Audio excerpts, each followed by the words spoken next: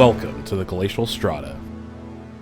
A sight to behold is a simple definition for this biome in Deep Rock Galactic. But how exactly did it get to be this cold, forming blue reflective ice everywhere with blankets of snow on top of it? Unfortunately, management recommends a don't ask approach. The materials that you can expect to find in this biome include magnite, which has an abundant supply, and umanite, which has a scarce supply. Caution doesn't begin to describe how to approach the Glacial Strata. Not only will you find dangerous hazards, like ice spikes hanging from the ceiling, your own weapons are a great example of how these ice spikes can turn to 0 to 100 very quickly. And of course, as we mentioned earlier, that it is very cold within the Glacial Strata. In fact, very cold, that your body temperature will be unable to regulate due to the harsh sub-zero environments. Hot springs will be provided in this planetary region to keep your gizzards warm and prevent you from freezing.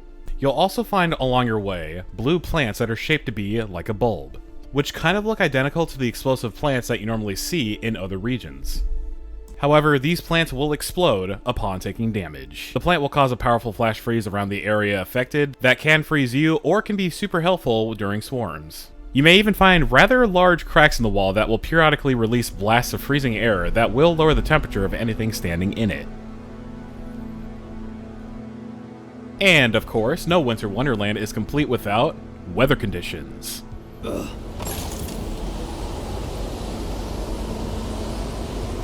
Blizzards can occasionally appear at any given time and will impair your vision while slowing your movement speed and causing your body temperature to slowly drop. The blizzard will also reduce movement speed of any creatures within the area.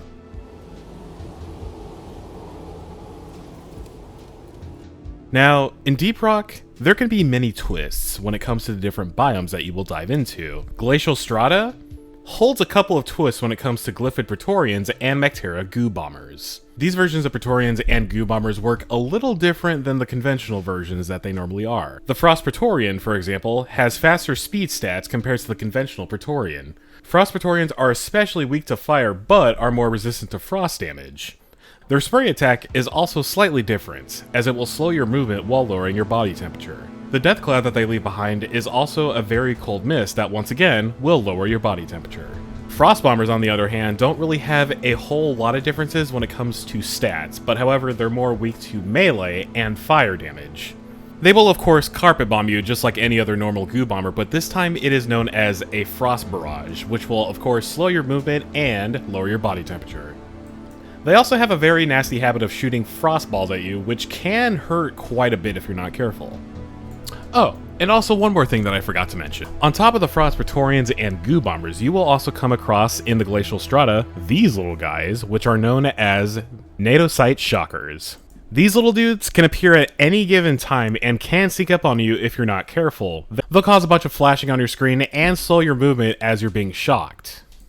My advice for dealing with these guys? Definitely Scout's Zapparang, Driller's Flamethrower, or even Cryo Cannon, but mostly area of effect weapons are definitely effective against the Nadosite Shockers. And now with that all out of the way, let's go ahead and talk about some unique characteristics when it comes to the Glacial Strata. The blankets of snow that you will see commonly laying around on the ground will slow your movement. While this is of course annoying, it also serves as a nice cushion for when you accidentally fall off a cliff, much like the Engineer's platform when they have the correct modification on.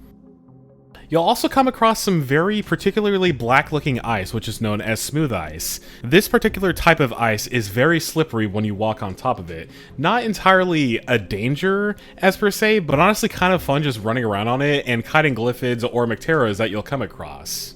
And finally, the last thing that you'll be able to come across in the Glacial Strata is known as a cryofoamer. They're these green-looking little bulbs that look like broccoli, but when you shoot them with your weapon, they'll expand to become a platform, much like the Engineer's platform gun, but except for the fact that it becomes hard ice, so it really won't break your fall if you are falling off a cliff. They're not particularly convenient by any means, but they can at least provide some use if they're in a very lucky pattern. You could even find cracks on the ground that will turn into crevices once you step on them. They aren't really common, but once you step on them, you'll definitely fall into a huge hole, and if you're in a swarm, that is not very good. And now, with all the knowledge that you have absorbed, you are now ready to face the Glacial Strata without any fear, or maybe some, because in Deep Rock Galactic, danger, darkness, dwarves. Thank you so much for tuning in. My name is Blueghost, Rock and Stone.